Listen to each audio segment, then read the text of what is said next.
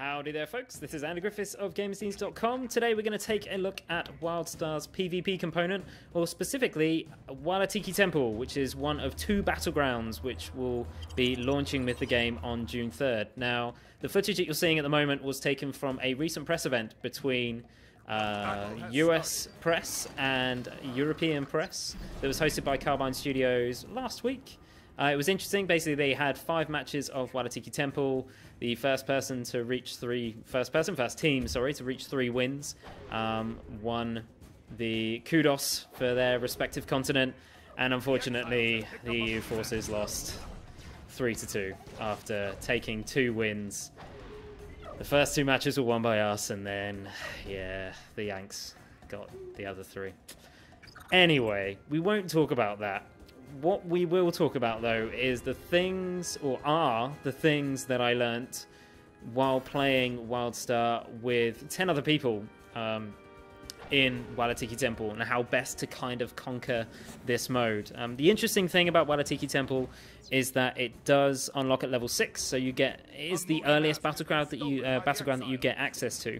But the really cool thing about this mode is that it kind of takes CTF and evolves it in some really interesting ways. So essentially, each team are capturing masks. Now, masks spawn every minute or so in one of 4 locations in the middle of the map.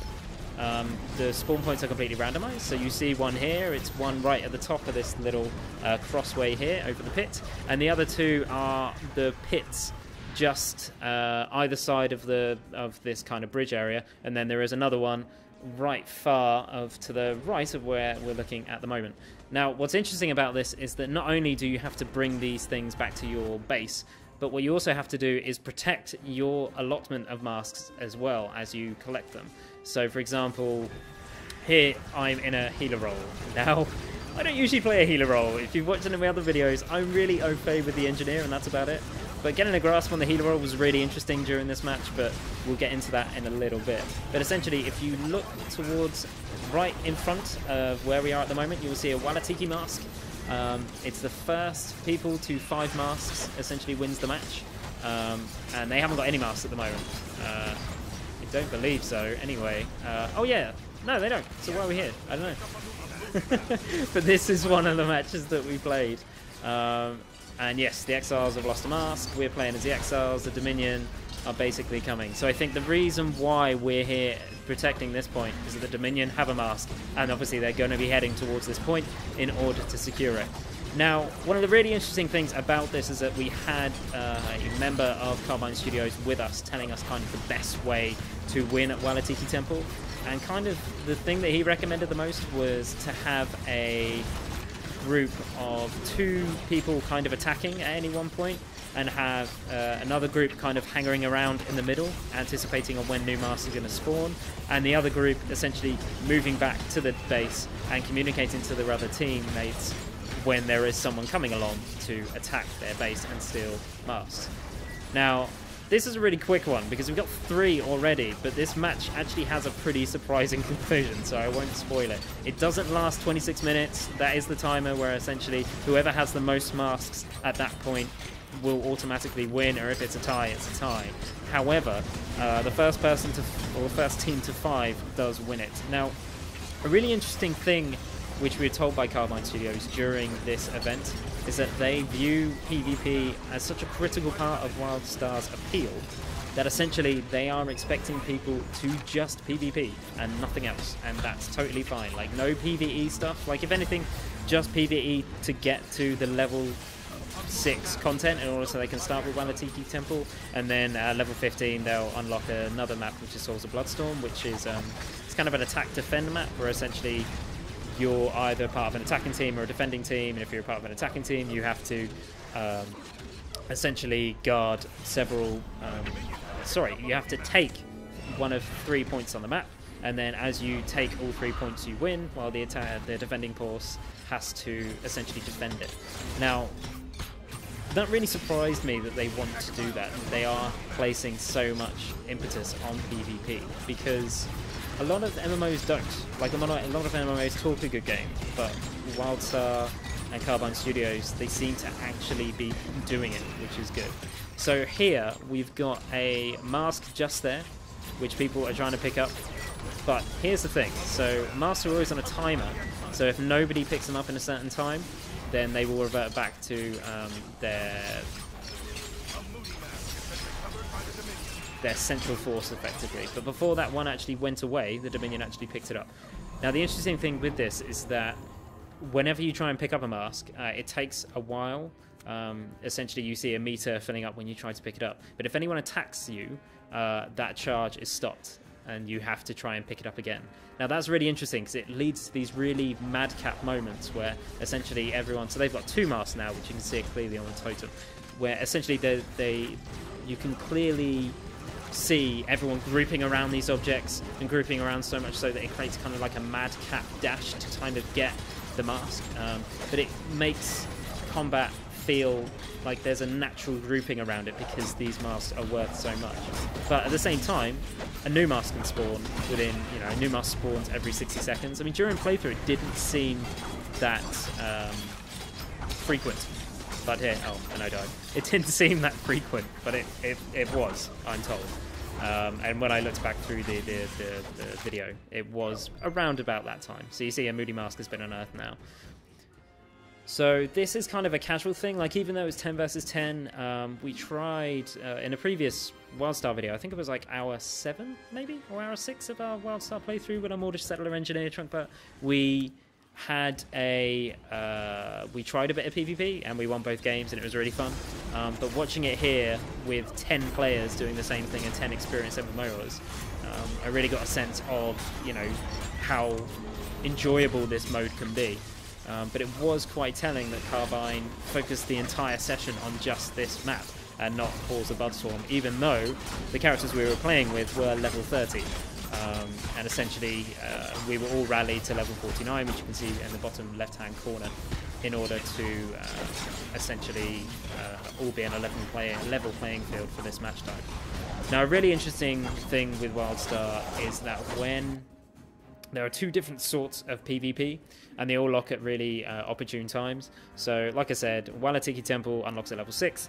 Halls of the Bloodswarm, which is the second of the 2 Battlegrounds maps that will be available at launch, unlocks at level 15. And then you also have the other part of PvP, which what WildStar or Carbine Studios call Arenas. Now, Arenas are much smaller maps. They're essentially 2 versus 2, 3 versus 3, 4 versus 4, and all that lot. Really small, detailed maps that unlock at level 30. And essentially, it's quite casual at that point, but once you reach level 50, they incorporate like an ELO system, which is similar to League of Legends, where it factors in your win and loss record in order to kind of matchmake appropriate levels, so you know that you're going to be fighting a team which is similarly spec'd out to your team with regards to abilities and things. Again, that's really interesting because the rated arenas, which is what they're calling level 50 arenas, it won't be normalized. There won't be normalized equipment. So the equipment that you have will be utilized in a way that it's important, whereas for open arenas, equipment will be normalized. So again, they're giving that elite, almost esports-esque slant to WildStar with the rated arenas, but the open arenas will still allow, a random group of whatever group of players to kind of go in, get matchmade quickly, and start playing. So again, that's really good. One thing that kind of did surprise us, or surprise me, essentially, was how they basically a few of us asked the question, it's worth talking about here. So around the map you do get essentially buffs. You will get attack buffs, you will get health buffs, and you will get running movement buffs that just randomly spawn. So it's worth moving around and kind of combining movement buffs with like a last dash to pick up a Moody Mask. So but what I was saying is that we asked during this demo session, will they be, essentially, if you have 10 of your friends all grouped up already, and you select, I want to click, I want to do matchmaking, I want to do Walatiki Temple, like, it won't restrict you to only another team of 10 to fight against. It will matchmake you with essentially the first 10 that they come across, which that could lead to problems, because obviously, I don't know if you can tell, but this game type in particular is very, very team focused. It's very contingent on good communication, and when you don't have that, if you have just a bunch of 10 randoms fighting versus a bunch of guys that are talking on TeamSpeak or Skype, they'll win every time. But moving on from that, as we're at a pretty critical point in the match, 3-all, there's an unearthed mask available, so let's see where that goes, see who gets to it first. I mean, it's crazy how things swing on a pendulum in this game mode, because, you know, if you're not protecting your base, you can lose masks really quickly. If you're not working well as a team, you can kind of stretch yourselves way too thin. Like, even with 10 players, it kind of felt like the decisions that we were making as a team were constantly stretching ourselves. Even though we always had one guarding a mask at our base, and we always had someone trying to steal a mask from the other base, but the other 8 players were kind of free to do what they want. As a healer, it was particularly difficult. One, because, hey, I'm not a great healer. You know, I'm an engineer, I'm an attack class, I'm not really a support class. But specking out my character I found really difficult, mainly because I wanted to add some sort of healing and interrupt skills, attack skills and interrupt skills, but at the same time, like, if you're not going all-out healer spec, you're kind of doing a disservice to your team. So I decided to go all-out healer spec, which was quite cool. You know, meditating essentially got me health.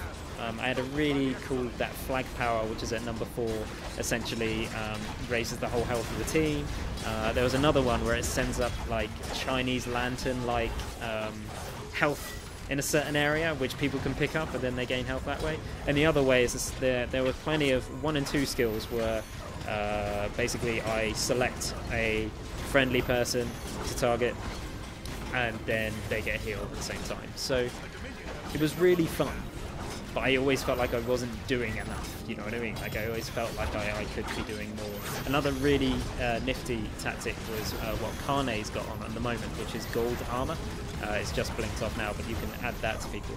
But number 8, which was kind of like my elite skill, was essentially something where I could store up hits against me. So I could store up hits, and then the number 2 counter, the pink counter at the bottom of the screen on the taskbar, just above the skill bar, that would rank up, not rank up, but that would fill up, and then I could unleash this kind of like eagle style thing that rained out in front of me, and not only interrupted people, but also set them damage and slowed them down. So it was really cool, but it's just, didn't really feel like I was getting enough help. But as a healer, you never get help, right? That's what it's all about. But it's just crazy how frenetic these battles just turned out. Like, even though we're at 3-all at the moment and we're both moving masks, like, there is a lot of people in our base just trying to take the other guys down. Another thing that is worth pointing out is that even though it says raid in our group indicator for some reason, I don't know why that was. I don't know why it says raid. I think that's just the auto tag that it has for groups of 10 at the moment. But I am excited that Carbine are experimenting with established... man, that was a complete waste of that Chinese lantern power up. But that's the thing, right? You almost panic, like, when you are on your own. So here, I'm on my own. I don't know why I went on my own. I don't know why, as a healer, that's like the worst thing you could possibly do. So in front of me is an attack thing, which even that, like, why pick that up? I'm a healer. I can't really put out damage in any sort of ferocity. And then the Drayton guy, I think I was trying to anticipate a mask dropping. There it goes. And it's right there in the middle, just down there. But yeah, it was silly. It's a silly way to do it. I think what happened here is that on Skype, I was told that there was going to be a guy in the middle, but it wasn't Kame, it was somebody else, and they didn't turn up. So that's what I mean. Like, teamwork is it's vital. Absolutely vital in this game. So here, we're trying to pick up a mask. We can't pick it up, because as we do, that guy interrupts, and that means we have to start it all again. And as a healer, I'm doing the worst thing here. I should be healing Greenhorn Magnus, but I'm not. I'm trying to pick up the Moody Mask, which I get. But here is another good thing. So as a healer, I'm very sturdy. I can move reasonably quick, and I can also buff my health. which means not only am I drawing the other guys as they're trying to essentially pin me down and attack me, I'm surviving it because I can just heal myself so easily. And nobody's getting this Mali guy off me, but yeah, whatever.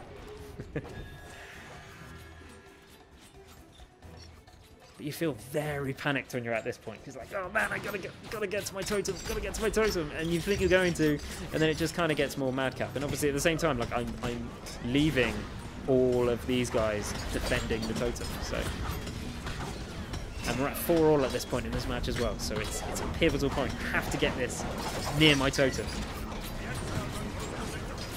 Got it. But Yotun's still attacking me. I've equipped that really groovy golden armor there, so that kind of works out.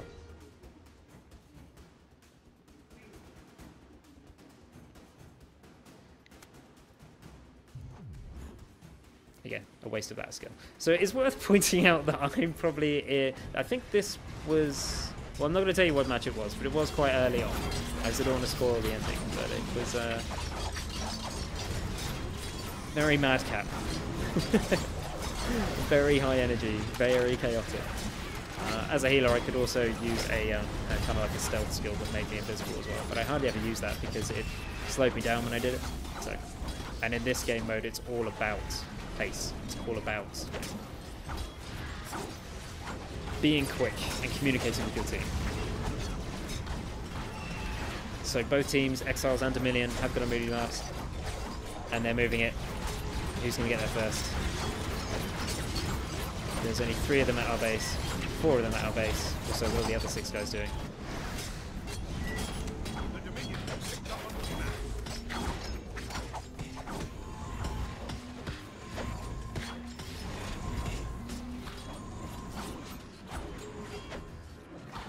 See, Votson's trying to take out Ellis India. Oh, Mali got the Moody Mask. Ah, no.